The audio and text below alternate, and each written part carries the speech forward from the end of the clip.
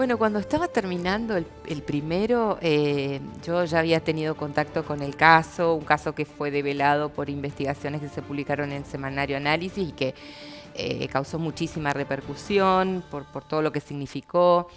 Y también porque pude entrevistar a familiares, tomar contacto con el caso, y esto me llevó a pensar que, al igual que con crímenes menores, una vez que pasan los casos judiciales, como que quedan allí, ¿no? Y me pareció interesante volver sobre eso, indagar sobre algunos aspectos que a mi criterio había que profundizar.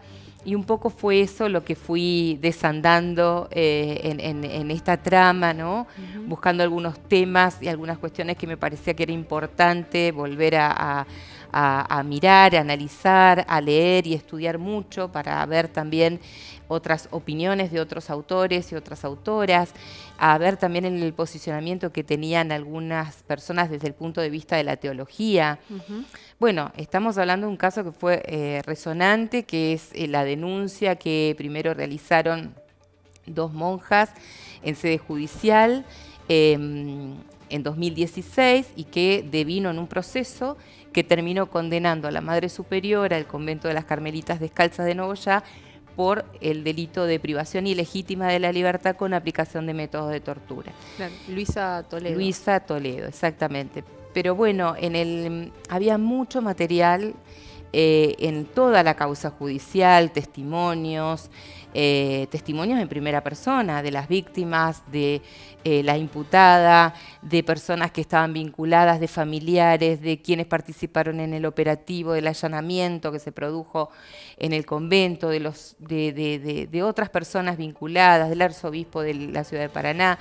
Bueno, había una serie de cuestiones que me llevaron a mí a indagar por estos temas, ¿no? Como Claro. por ejemplo, cómo se formó la congregación, que data, imagínate, que es de la época del Antiguo Testamento. Sí. Nos remite al Monte Carmelo, Sí, a haces ahí Palestina. un raconto muy, pero muy interesante, tal vez para quienes no tenemos tanto ese conocimiento, bueno, de citas respecto del Antiguo Testamento, de qué significa tal vez este ideal de vida ascético que también explicás y que de alguna manera, bueno, en esto, ¿no? Del permanecer descalzo, del despojo. Exacto, un estilo de vida, ¿no? Absolutamente. Que el tema es, después con el devenir en el libro, lo que voy planteando es que una cuestión es que una persona tome la decisión personalísima, valga la redundancia, de tener ese estilo de vida, de flagelarse, pero otra cosa es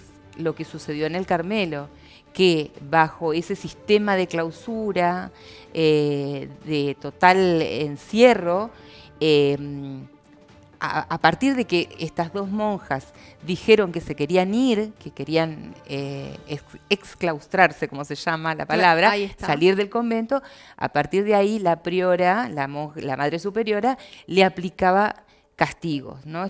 Y las retuvo contra su voluntad una de ellas durante 7 años, y la otra logró planear la forma de huir del lugar. Pero lo cierto es que tuvieron cuestiones de flagelamiento, de tortura, mordazas, las tenían encerradas en una celda, que es la celda que tienen las monjas sin siquiera poder ver la luz del día, por lo cual perdían la noción del tiempo, con solamente una provisión de agua y pan, con lo cual también se deterioraba el grado físico que tenían estas mujeres.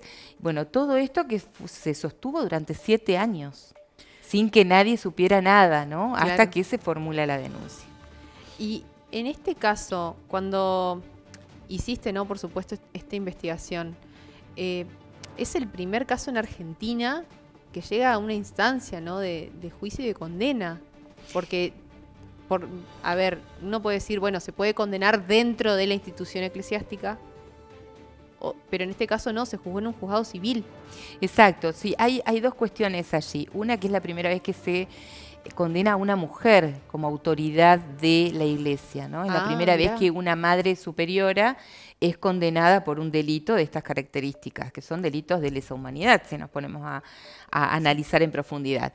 Por otro lado, recordemos que a partir de lo que fue la denuncia en relación a la Fundación Felices los Niños de Julio Grassi en 2015, a partir de allí también hubo, y además por todas las organizaciones de víctimas, de familiares, hubo un cambio social en relación a este tipo de situaciones, ¿no? No es tolerado, ni admitido, ni permitido una situación así, lo cual ha hecho que a partir de 2015 empieza a haber mayor cantidad de denuncias, y a medida que se procede en los juicios, como en este caso, también empiezan a aparecer otros que empiezan a cobrar esa misma notoriedad en el ámbito de la justicia ordinaria, porque como vos bien lo señalabas y el libro hace referencia, muchas veces, y antes de esto, lo que sucedía era que quedaba dentro de un proceso en el ámbito del derecho canónico, ¿no? Y esto tuvo la posibilidad de ser tramitado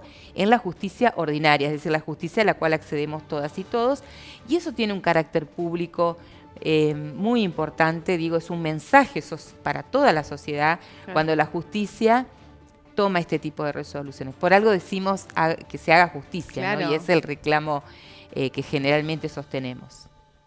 ¿Cómo es escribir una historia de estas características? Porque requiere de pasarlo por el cuerpo, de alguna manera. Sí. Digo, es una investigación en la que a vos te pone a leer, pero también cómo vos transitas todo eso y después llega la escritura. Es como un proceso muy intenso. Es un proceso intenso, y además es un proceso en el cual tenés que tomar decisiones editoriales, ¿no? Es decir, decisiones de escritura. Yo tuve en claro 2 o 3 aspectos, ¿no? Que fueron los que me guiaron y me sostuvieron. Una era que yo no quería volver a revictimizar a las víctimas. Es decir, las personas que habían denunciado ya habían aportado suficiente testimonio y estaba todo ese material documentado en el juicio, en la sentencia, en todos los documentos que se presentaron en el ámbito judicial, como para tener ya el testimonio de ellas y no necesitar que nuevamente volvieran a hablar sobre algo que lo hicieron en el juicio y en infinidad de entrevistas que se habían dado por ese momento. Lo mío iba a ser profundizar sobre esos testimonios que ya habían dado. Por otro lado, lo que no quería era que hubiera golpes bajos.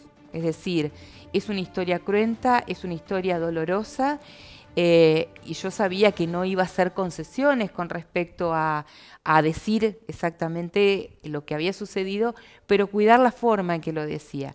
Creo que el hecho de venir de una perspectiva de análisis del periodismo enfocada en los derechos de las personas hace que tenga un poco de práctica en este sentido, como para y tener herramientas que he ido aprendiendo a lo largo de años para cuidar esa forma de decir. Claro. Y por otro lado, también una de las cuestiones que era importante para mí, que cualquier persona que pudiera estar interesada en leer este material, lo leyera y no le fuera pesado, por decirlo de alguna manera, con categorías teóricas o con categorías judiciales o jurídicas, y que fuera una forma lo más legible posible para de alguna forma plantearlo, ¿no? Que hubiera los elementos que yo creía que tenían que estar para formularme, como me formulé yo, un montón de preguntas que dejo planteadas en las conclusiones, como para habilitar un debate social respecto de lo que pasa en este tipo de casos y qué responsabilidad social tenemos como comunidad en relación a estos sucesos. Y sí, también en relación a lo que vos me preguntabas, sí, leer esos testimonios hace que haya momentos que tenés que tomar tiempo, procesarlo, tomar distancia, porque son situaciones muy dolorosas y muy traumáticas y claro, crueles. Y en este caso, ¿cómo llega también el momento en el que decís, efectivamente, esto va a ser un libro? Digo, es ese paso, ¿no? En definitiva, aparece también esta figura, ¿no?, de un editor que lo lee y que dice, tomo la decisión, vamos adelante con este proyecto. Sí, la primera vez cuando yo me acerqué a Lucas Mercado, él venía más editando libros de narrativa. Entonces cuando yo le planteé que era un ensayo periodístico, que eh, lo analizó, cuando leyó el material me dijo sí, lo publicamos y a partir de ahí, bueno, Lucas, cuando le planteé que estaba con este libro escribiéndolo y desarrollando, cada tanto me preguntaba cómo vas, cómo venís, Claro. digamos, ya es otro el vínculo que hemos establecido. Sí creo que hay un salto en esto, ¿no? En un punto que tiene que ver con la escritura, del primer libro a este, hay, por lo menos de mi parte, hubo una intencionalidad y un esfuerzo mayor en que sea más narrativo, justamente apuntando a esto, que esté al alcance de cualquier persona. Claro. Y el prólogo lo escribe Dora Barrancos, Sí. que es hermoso además, porque ya de entrada el prólogo es una interpelación. Sí. Ya de entrada aparece ahí mucha información que decimos de pronto, bueno, todo esto efectivamente está entre nosotros, forma parte también de nuestra historia reciente en la provincia, porque fue un caso que tuvo en verdad una tremenda repercusión. Sí, exactamente. No solamente acá en la provincia, No. repercusión a nivel nacional e Nacional. internacional. Yo hay un capítulo en particular que hablo de otras denuncias y vinculo un poco este clima de época en el sentido de esto que sale a la luz, ¿no? Que empieza a salir a la luz, Claro. con este caso como con otros. Y el prólogo de Dora, bueno, Dora siempre es una persona muy amorosa, al igual que Rita Segato y que tantas otras feministas que siempre estamos vinculadas de alguna manera. Sí, que nos ponen a pensar ahí, nos Que dejan nos ponen a recalculando. pensar, exactamente. Y bueno, fue eso, ¿no? Es decir, vos me preguntabas cómo tomó formato el libro. Creo que cuando vi la cantidad de material que había y por dónde podía ir y por dónde podía transitar esta propuesta que hago yo, entendía que tenía que ser en un libro porque era mucho el material que había.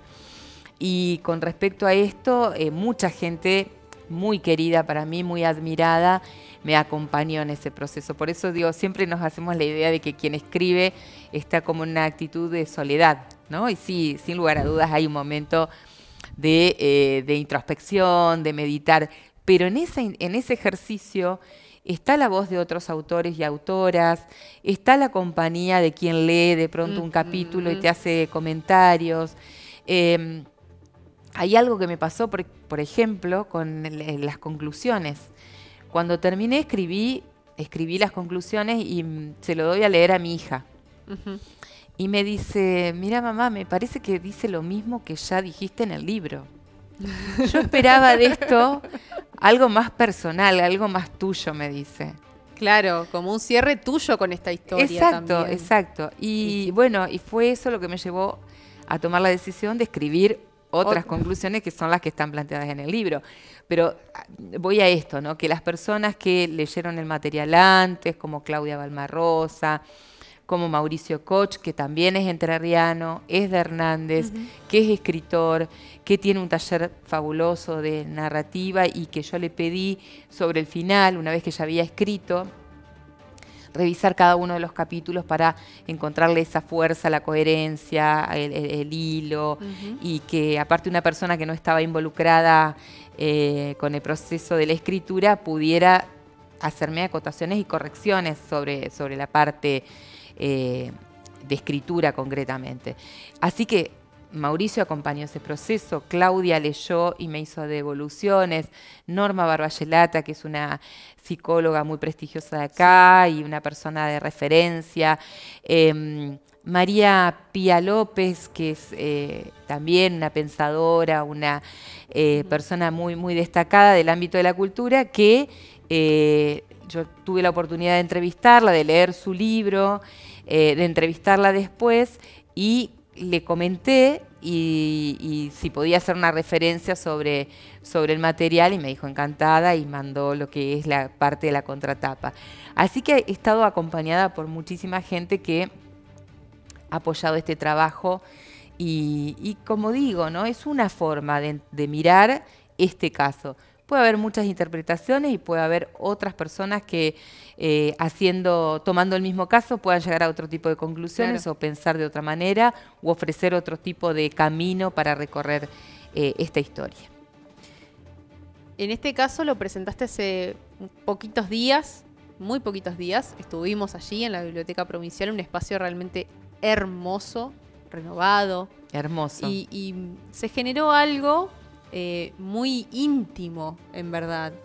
Porque si bien había muchas personas, tuvo una suerte de calor muy especial el momento, ¿no?, en donde se hace esta presentación, donde de hecho, bueno, Lucas Mercado, presente allí, editor, dice, lo leí, fue como, sí, vamos para adelante, que me pareció un gesto, bueno, muy ilustrativo, ¿no?, del material con el que él se encontró.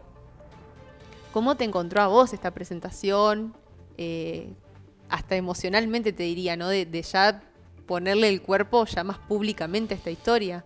Sí, lo que yo quería era justamente eso, que fuera una presentación con un marco de tranquilidad, de seguridad. En este sentido, yo también me siento más madura y más segura de estas elecciones que voy haciendo. En el sentido de decir, bueno, sí, hay que escribirlo, y los otros días leía referencias así de otras publicaciones, y me parece que es importante que periodistas, comunicadores, escritores, tomemos la posta, ¿no?, de escribir. Y leía a Leila Guerriero, sí, justamente. Autora de crónicas. Sí. Exacto, que es tremenda. Una tremenda referente dentro de la escritura y del periodismo, porque aparte justamente hace este cruce, ¿no?, entre lo narrativo y el periodismo. Y ella dice en una nota que justamente me compartieron que se niega a renunciar que el periodismo sea un género menor, ¿no?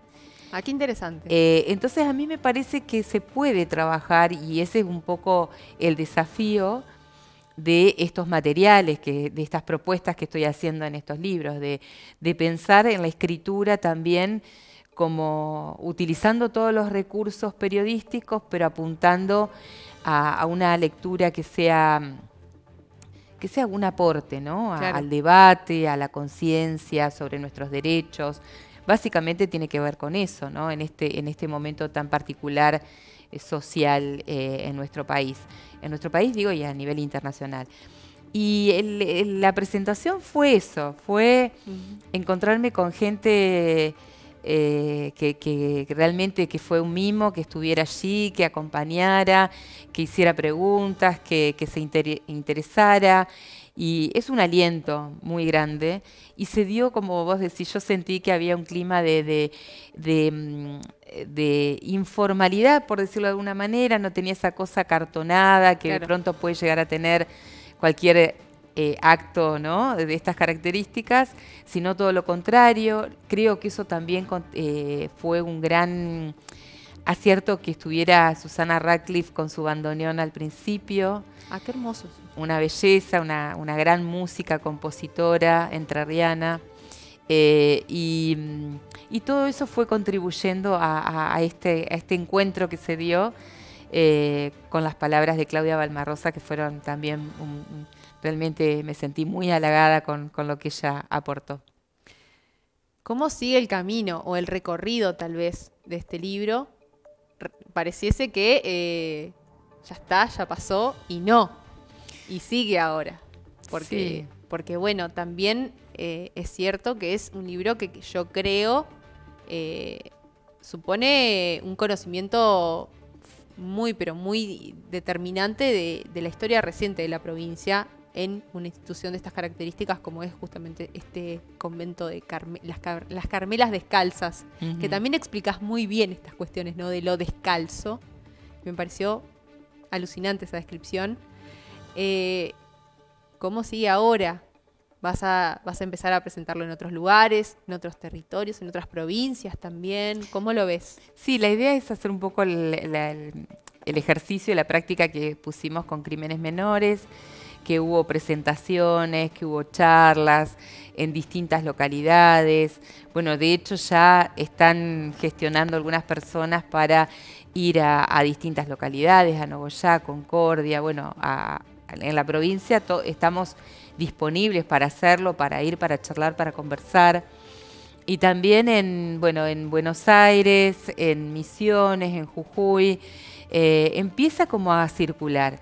Y yo lo único que trato de hacer es como dar el puntapié para decir, bueno, acá está el libro, me encanta que las personas que lo lean me hagan devoluciones acerca de lo que les pasa con esta lectura, con este material, porque me parece que también ahí nos vamos nutriendo quienes escribimos en este ida y vuelta, ¿no? De la propuesta que hacemos y cómo es recibida y tomada y elaborada, digo, porque en esas devoluciones también surgen cuestiones que de pronto yo no las incorporé en el libro y que bien podrían estar, ¿no? Claro. Entonces me parece que ahí hay un ejercicio muy enriquecedor, ¿no? En este ida y vuelta de estas charlas, de estas presentaciones o entrevistas como en este caso. Claro, sí, y pensaba también en qué momento de tu profesión también te encuentra este segundo libro. El primero, Crímenes Menores, bueno, ahora el segundo, Líbranos del Mal, que además son muy elocuentes tus títulos, quiero decírtelo,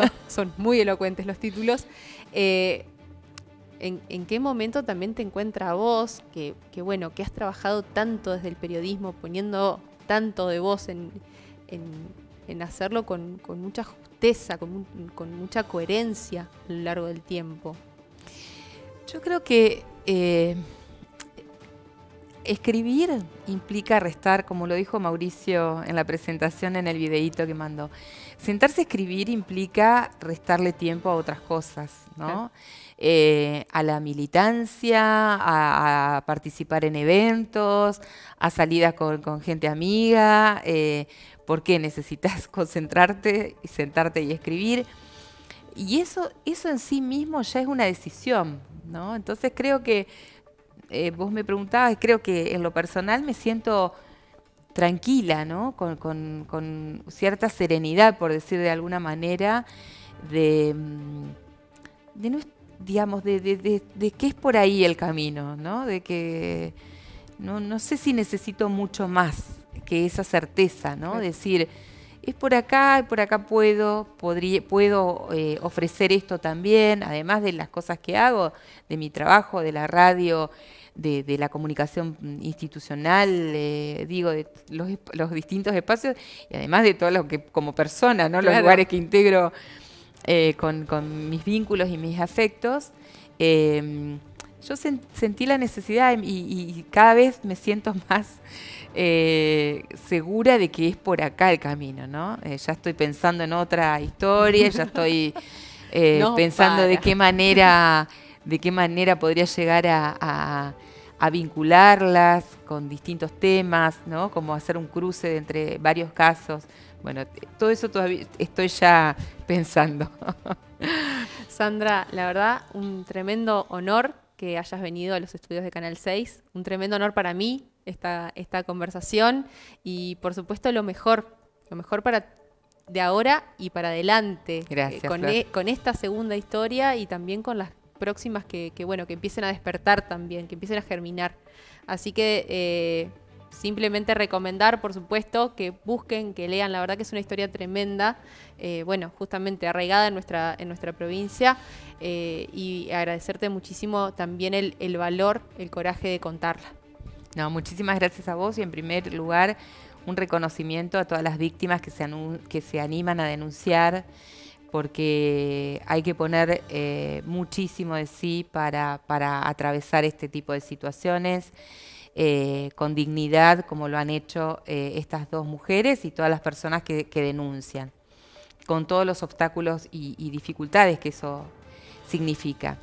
Agradecerte a vos porque siempre te lo he dicho, lo digo públicamente, veo un potencial en vos como en otras compañeras que realmente a mí me halaga muchísimo y me pone muy feliz ver este grupo de profesionales que también asumen estos compromisos y estos temas, digo en términos generales, ¿no? En la profesión en general. Así que la halagada soy yo, así que muchísimas gracias, Flor.